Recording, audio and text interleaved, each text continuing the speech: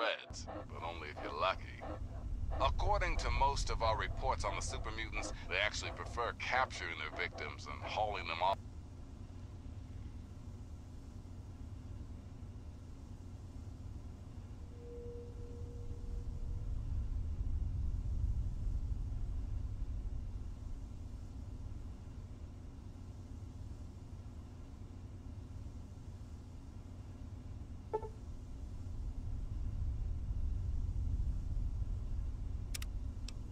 To God knows where. Consider yourself officially warned. Now, some music.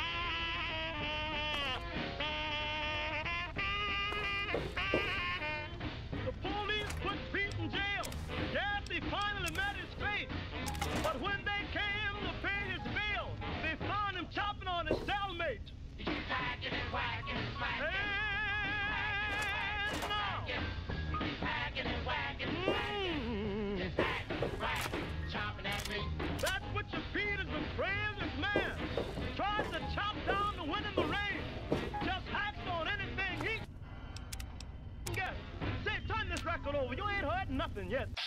Because one dog ain't enough, and two is too low, it's me, 3 Dog. How you kids handling post-apocalyptia today? News time, children. Now the latest on everyone's favorite runt from Vault 101.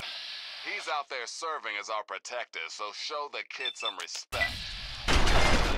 Got some great news out of the town of Megaton. Turns out the live atomic bomb in the town center has finally been deep-sixed for good. The town sheriff, one Lucas Sims, commissioned the one,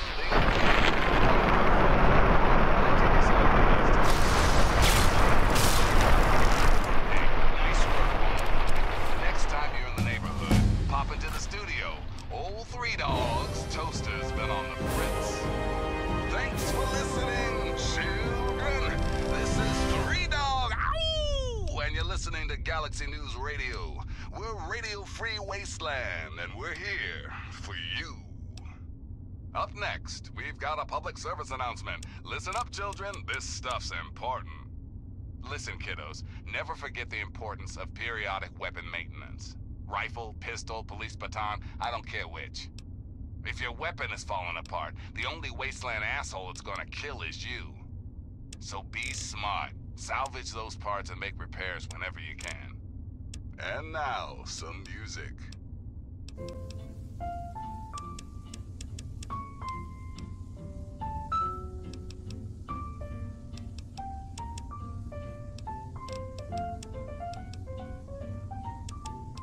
Into each life some rain must fall, but too much is falling in mine.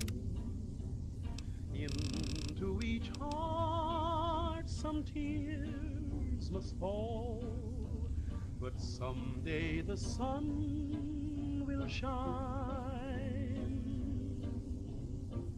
Some folks can lose the blues in their hearts, but when I think of you, another shower starts. Into each life some rain must fall, but too much is falling in mine. Into each life some rain must fall, but too much is falling in mine. Into each heart some tears must fall, but someday the sun will shine. Some folks can lose the blues in their hearts, but when I think of you, another shower starts. Into each life some rain must fall, but too much is falling in mine. Into each and every life, some rain has got to fall. But too much of that stuff has fallen into mine. And into each heart, some tears has got to fall. But I know that someday that sun is bound to shine. Some folks can lose the blues in their hearts. But when I think of you, another shower starts. Into each life, some rain must fall, but too much is falling in mine.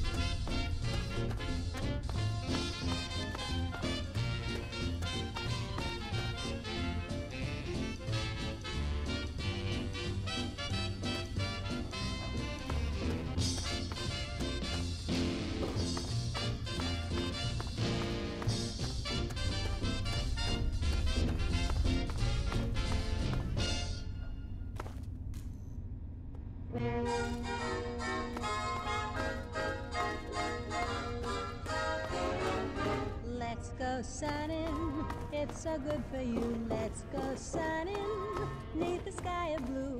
Greet the sun every morn. Feel as free and happy as the day you were born. Let's go native, sun your cares away. Be creative, learn to live and play. Pretty flowers neath the sun. This applies to everyone. Life's worth living when nature's giving happiness to everyone. So let's go. Oh, you startled me. You really mustn't creep up on people like that.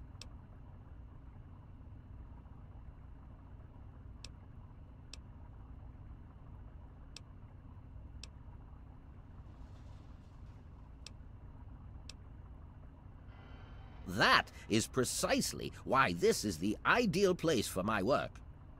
Do you realize you're trampling about in a delicately balanced and highly sensitive experimentation area?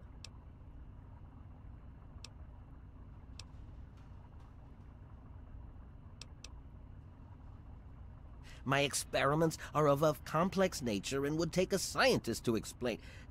Oh, wait! I'm a scientist! How marvelous! My foray into reducing the girth of these insectoid creatures is of utmost importance.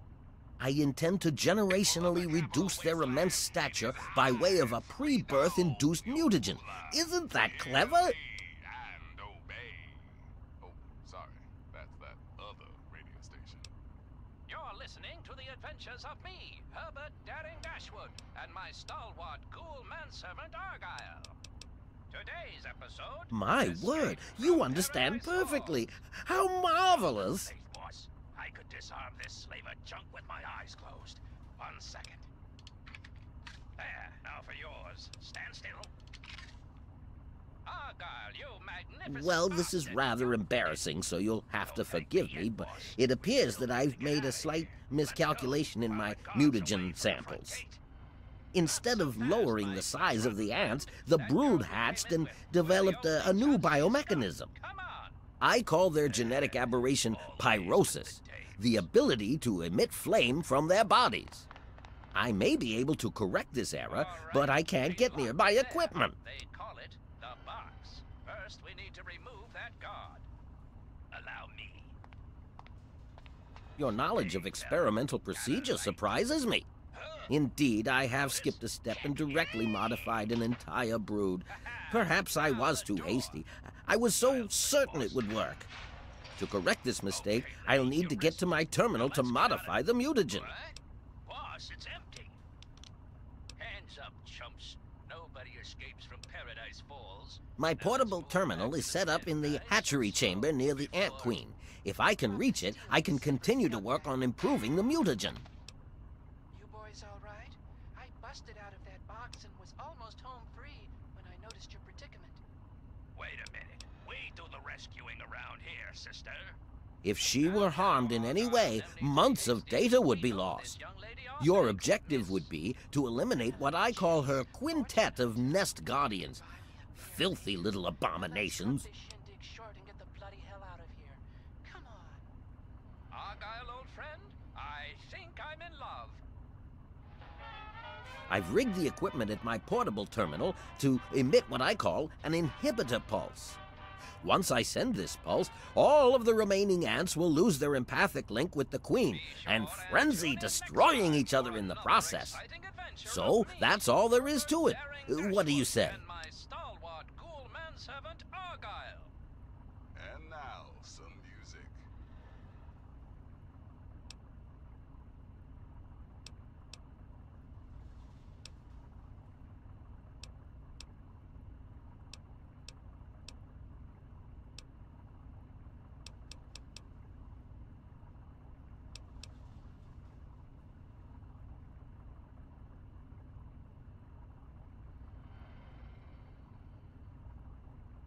Why can't man follow the ants' example? They work together as a team, every waking moment dedicated to the colony. They require no wealth or material items. Everything they need is provided for them by their fellow insects. But I digress. If it's payment you need, all I can offer is one of my mutagenic bioenhancers.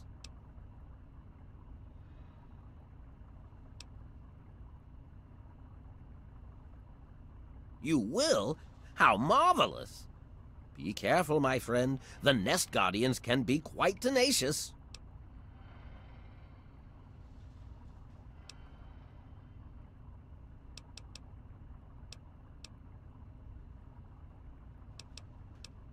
Well, the mutagen has enhanced their fortitude and provided them with what I call pyrosis, the ability to emit flame biologically. They're quite radiation-free, however. Well, as radiation-free as any other mutated creature in the wasteland.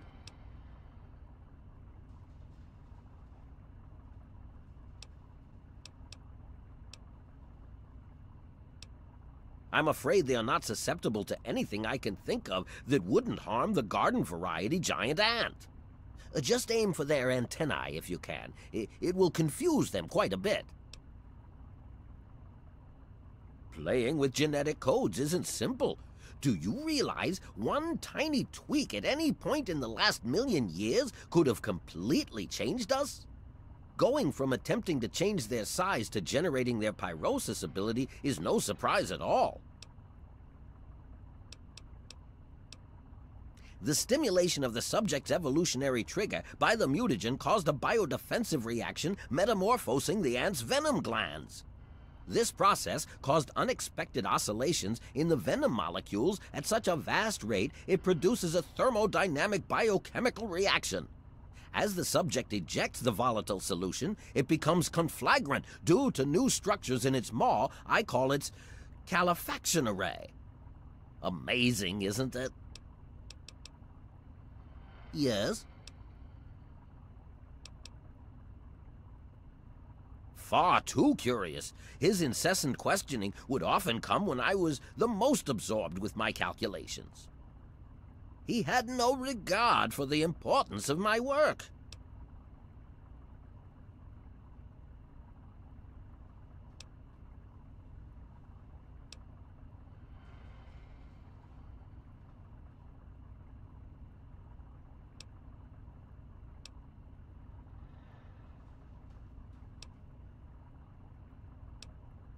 All scientists take responsibility for their failures because it comes with the territory. I will take this experimentation to completion without roosting on the moral high ground. If I allow emotions to enter the mix, all this time and energy spent will have been for nothing. You have your ideals and I have mine. I'm down here to complete my experiments at any cost. If that means the loss of a few lives to save generations of lives in the future, it's a small price to pay. I can't risk leaving this place. I have to continue monitoring the hatchery for any further mutations in the next brood. I have no time for children and their petty games. What do they know about the importance of my work?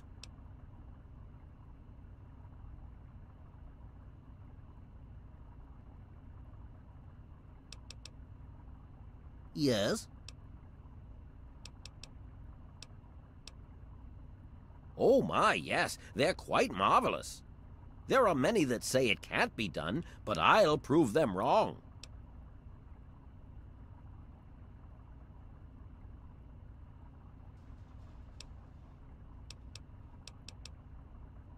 Well, I may have used a few, shortcuts, yes. I was told that the FEV works wonders when used under controlled circumstances. Apparently I was wrong, but I know my mistake. I'm certain I can get it to work.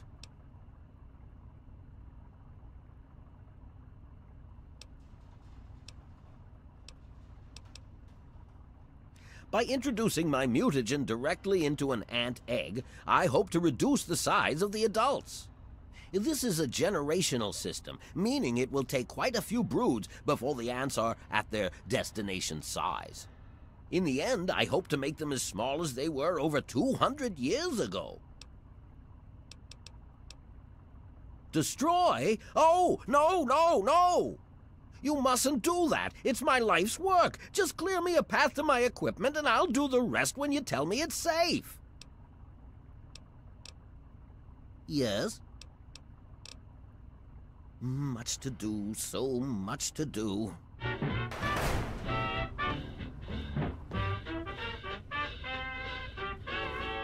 Well, I'm a mighty, mighty man. I'm young and I'm in my prime.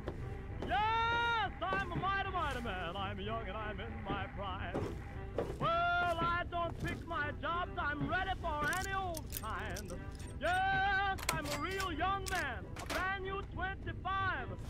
Yes, I'm a real young man, a brand new 25. Well, I'm willing, I'm able, I'm frantic, much alive. Well, I'm 6 feet tall, I ain't no hand-me-down. Yes, I'm 6 feet tall and I ain't no hand-me-down. Well, I got a gal in town who calls me Good Rockin' Brown.